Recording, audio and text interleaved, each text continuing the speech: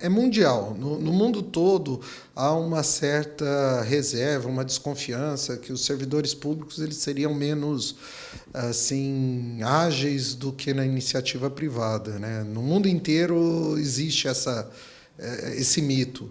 Na verdade, o servidor público ele é muito exigido. Ele é mais exigido até do que na iniciativa privada, uma vez que a atuação dele é toda pautada na lei.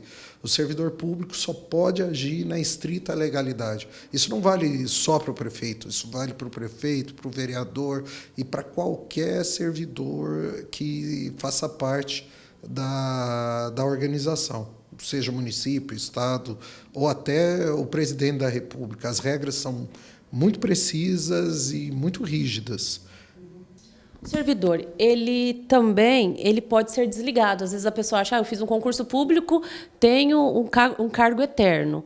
E, na verdade, não é assim. Ele também pode ser desligado também do serviço público, né? Pode, e acontece com muita frequência.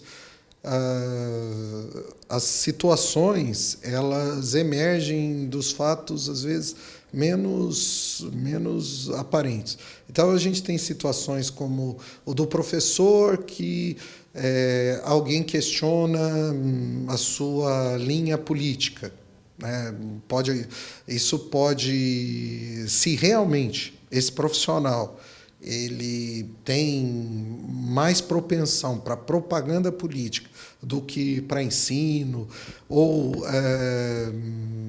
não gosta de trabalhar, um servidor que realmente seja preguiçoso e não cumpre com as exigências de produtividade, o órgão público ele deve fiscalizar a atuação dos seus agentes, não só fiscalizar, como propiciar cursos, dar condições de trabalho, e se a pessoa não se atualiza, não estuda, não trabalha, ele vai ele vai sofrer um processo administrativo, que é a forma própria, talvez aí a origem dessa confusão, né? Servidor não pode ser demitido. A verdade é que o servidor não é demitido igual a um empregado da iniciativa privada. Existe um procedimento próprio, que a gente chama de processo administrativo. O processo administrativo ele deve seguir etapas bem precisas. Deve haver direito de defesa, a pessoa deve conhecer, o servidor, no caso, aquele professor que foi dito que mais fazia propaganda política do que trabalhava. Então, ele deve ser formalmente comunicado. Ao ser formalmente comunicado, deve ter toda a possibilidade de apresentar seus argumentos, se defender. Deve ser-lhe permitido produzir provas. Ele também deve ter acesso às provas que existam contra si. E, ao final, numa comissão formada por pessoas que tenham assim uma qualidade técnica para tal, vai fazer um relatório e o agente, o gestor diretamente implicado, vai decidir, inclusive por exoneração, que é a pena maior, né, mas é possível que aconteça. Se o funcionário público for perseguido pelo gestor por questões ideológicas, questões políticas, troca de cargo, né, o que ele pode fazer? Então, normalmente a gente só olha o lado da cobrança para o próprio servidor, né? Mas pode acontecer, é frequente, órgão público, há uma mudança de gestão, as pessoas... O clima, às vezes, pode não ser bom. E aí? Bom, se houver qualquer tipo de ingerência, perseguição, o próprio servidor ele faz uso das suas garantias.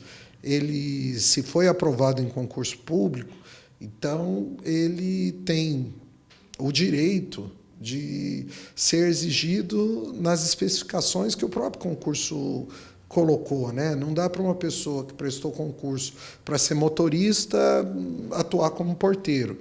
Em último caso, vamos pensar uma situação extrema, não existe mais veículo, a tecnologia mudou, aquele sujeito trabalhava na prefeitura há 20 anos como motorista, mas agora não existe mais carro, a tecnologia é outra, é nave espacial. No último caso, esse servidor ele deve ser colocado em disponibilidade, ou seja, ele continua empregado, ele continua recebendo seus vencimentos e fica à disposição de algum órgão que tenha veículo para ele ser motorista. Essas garantias elas não vêm para criar marajás ou, de alguma maneira, sacrificar o órgão público. É a garantia para que aquele servidor que se dedicou, que se especializou, que é um bom servidor, ele tenha uma proteção, uma vez que o interesse público vai exigir muito dele, de uma atenção, vai exigir de dedicação, porque o servidor público, é curioso dizer isso, mas é verdade, ele acaba sendo servidor público 24 horas por dia. Pensa um policial militar que tem as mesmas garantias.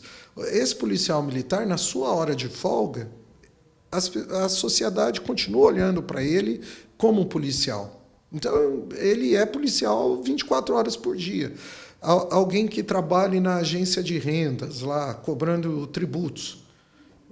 Já na Bíblia, a Bíblia mostrava que o pessoal lá de Israel tinha uma reserva com os fariseus, que eram próximos com a área de tributação. Na nossa sociedade hoje, alguém que trabalhe no setor de PTU, ele vai ser cobrado dos seus vizinhos, no seu convívio familiar. Então, ele tem garantias e deve ter garantias. E o judiciário existe para isso, para fazer com que essas garantias sejam satisfeitas, não para que virem privilégios que aviltam ou que incomodam o pagador de tributos, mas para que garantam uma qualidade, uma eficiência e a eficácia do próprio serviço.